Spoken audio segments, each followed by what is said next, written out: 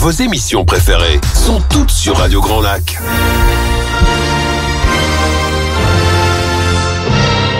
Your English Weekly. Your English Weekly. La chronique 100% en anglais de Radio Grand Lac avec Sinead. Welcome everybody to your English Weekly. No, I'm not Sinead. Sinead has, I think, a soprano or at least alto voice. Mine is more like a bass or a baritone.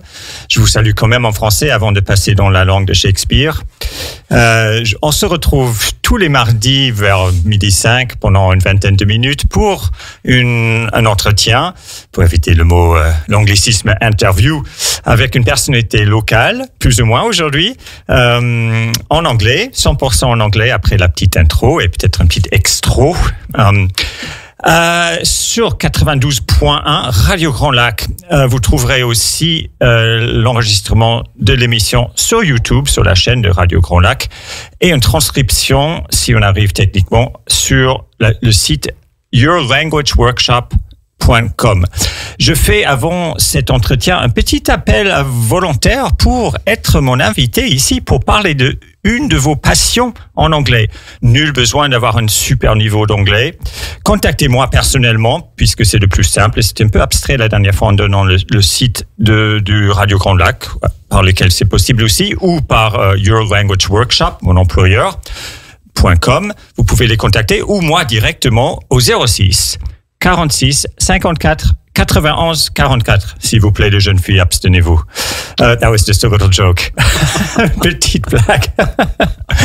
Okay. Now it's time to speak English with my guest today. I'm very glad to welcome yet another one of my friends, a wonderful woman from... Tresserve. Tresserve. That is the big question, actually. Could you introduce yourself, perhaps? How can I say it? I live in Tresserve since 17 years now. I've been, all over the places, but it's home for me now. Maybe not for long, but yes. And I'm artist, so I do paintings, and I'm a hypnotherapist. And I do also workshops on painting under hypnosis that are, quite interesting. So that's it about me. Okay, we're done. No, I'm joking. And of course, your name is Ahlam. So you have people paint under hypnosis. Yes. You hypnotize them and have them paint under hypnosis. Yes, I mean, I started with hypnosis because it was really something that I wanted really to practice and to know, because I wanted, as an artist, I wanted to see if it is possible to go into this trance. Every artist, when they start painting, they are in a sort of trance. And I wanted to know if we can do it on purpose, if we can, voluntarily.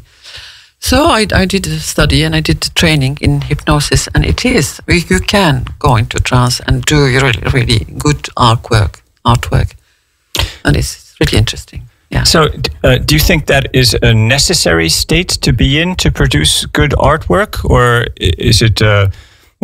yes, what are your thoughts on that? I don't think so. It's not necessary. I mean, but it opens doors. Open doors, because when you are in a trance or in a what they call a state of modified state of consciousness, you are the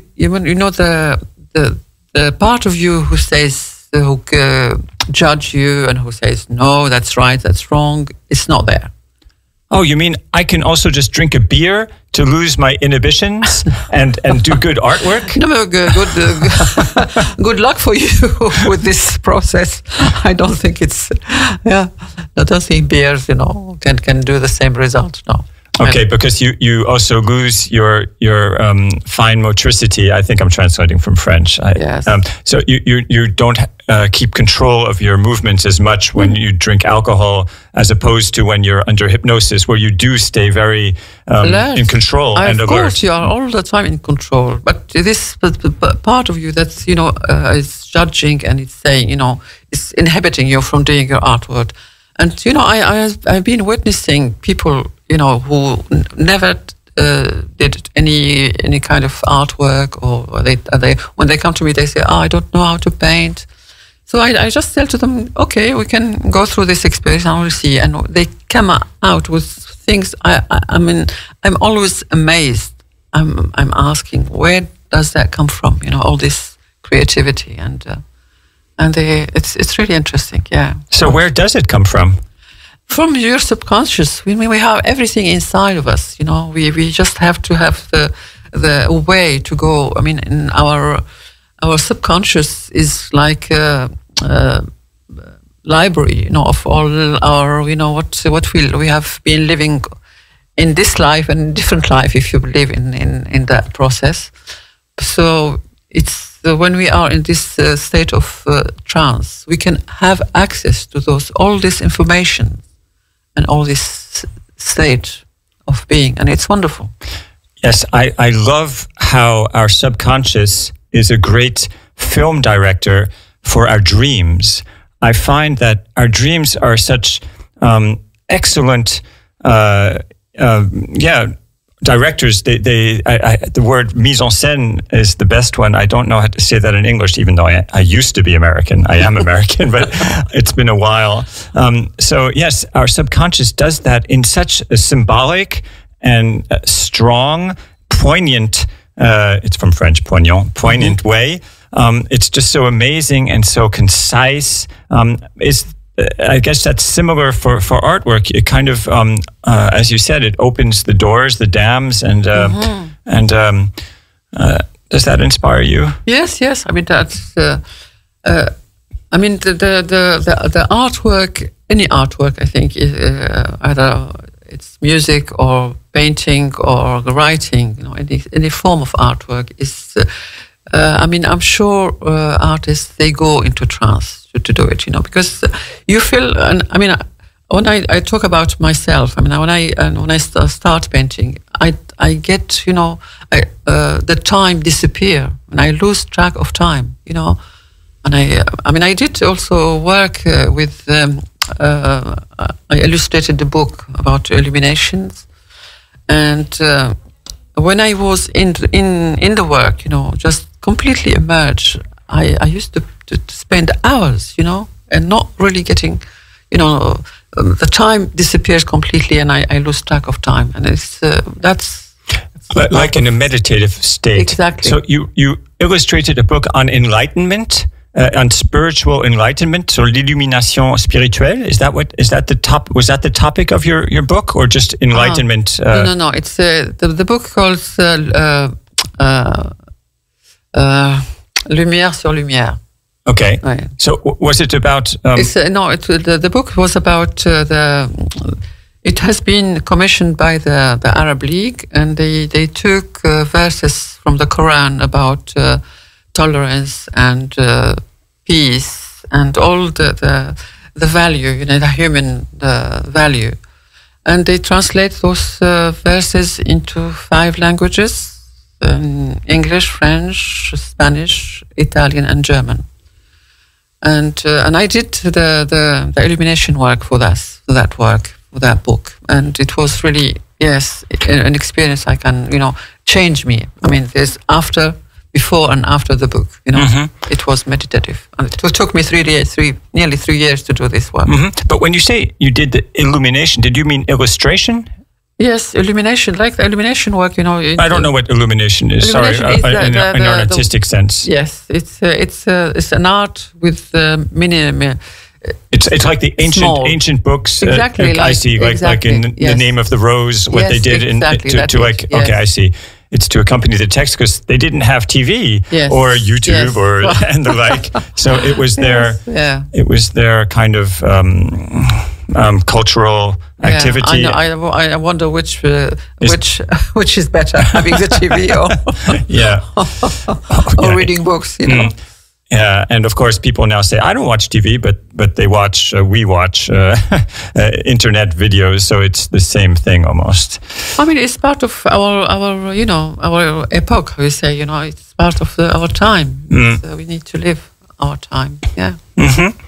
Now, usually my guests speak about a passion of theirs, and I think you live your passion, because you told me before the show that you hadn't picked one. You're the first guest that has chosen that option. Could you perhaps reflect live on why you didn't want to choose one particular passion? Because I live a passionate life. I mean, I don't know. I'm very lucky, actually. I mean, I'm very lucky to live a life that is completely fulfilling me.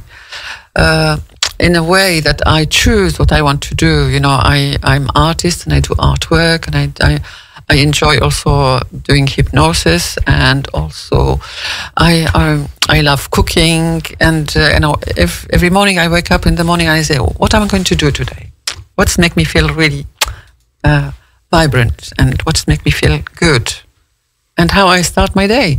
And I'm sure there's plenty of people who are doing work that they don't like to do, and they are forced to do it because that's to pay bills and so. So I'm really lucky to be able to do the work I really love and to live my passion every day. So. Mm-hmm.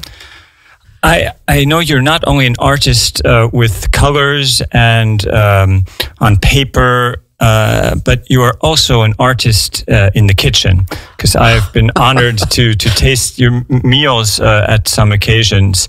As the listeners know, I usually invite my friends here, so it's so how do you go about creating your dishes? Because she really is an excellent cook. Thank you for the compliment. I mean, no, extraordinary. So what secret kind of, which won't be a secret anymore, and you're probably not one for keeping secrets. No. What kind of tip could you give us if you step back a bit and just look at how you go about, or how your path has been to become such a great cook? What could you share with us? I mean, if you like eating, you know, maybe some people, if they like eating, they like cooking, you know. But cooking also have been, you know, for me, it's like a creation, you know. Creating a dish is like creating a painting, you know. When you have those ingredients, you put them together and you see if that work. And sometimes it does work, sometimes it doesn't. But you know, it's like experimenting, and it's always exciting. You know, that's what's. And I like, you know, in English they have a saying. They say cooking is about timing. Timing is very important. You know, how long you cook the ingredient, how long you put. You know, its timing is really important. So that's and I love it. You know. And have there been many failures in your cooking experiments? Is it about trial and error, or is there some kind of sixth sense or your five senses that are just by your heightened awareness, by your extreme awareness and concentration or receptivity to the things? What has helped you find good solutions in cooking? I mean, what's helped me find? I mean, I can smell, for example, if the dish needs salt, or you know, you I can smell it. That. You know, because I don't. I never taste. I don't taste. You never taste your dishes. Oh, that's amazing. I would have never thought that. But you have developed your smell to replace that. Yes. Why don't you taste? Because you don't want to put a dirty spoon into. No. Because if I taste it, I can't eat afterwards. You know, I feel my my appetite will. Yeah, it's kind of Epicurean. You abstain so as to enjoy more afterwards. Yes, because it's about cooking. Also, I mean, food is about smell and visual, and all your senses are there. And yes, and especially if you can eat the dish with your fingers, and that's the top. You know, the best. The best. Okay. And how come you speak English so well? Could you explain to the listeners why? I mean, I lived in England. I have several lives. I lived in Belgium for some years, and I lived in England also for some years. I was married there, and yes, my English. I mean, I lost quite a lot of my English because I've been, I left England in 2003, so my English is a bit rusty. Yeah, so is mine, but no, yours is fine. Great, and is there anything else you'd like to share with the listeners before finishing this interview? I don't know what. I mean, I'm not here to give advice but what I would like to share, it's just live the experience of life. Every day is worth living, and we are really lucky to be alive. So I think it's, yes, live every day as it comes, and that's wonderful. Carpe diem, seize the day. Thank you very much, Ahlam. You're welcome. Thank you. Next week, I will be welcoming Sylvain. I know him from the tennis club in Aix. And I thank you very much, Ahlam. You can also follow your language workshop on Instagram, on Facebook, on YouTube. We have, for instance, on Facebook, a word a day, 1 day, 1 word, where you learn or revise English vocabulary. Thank you, Radio Grand Lac. Thank you, Ahlam, once more. And I'll see you next week at 12:05. Radio Grand Lac.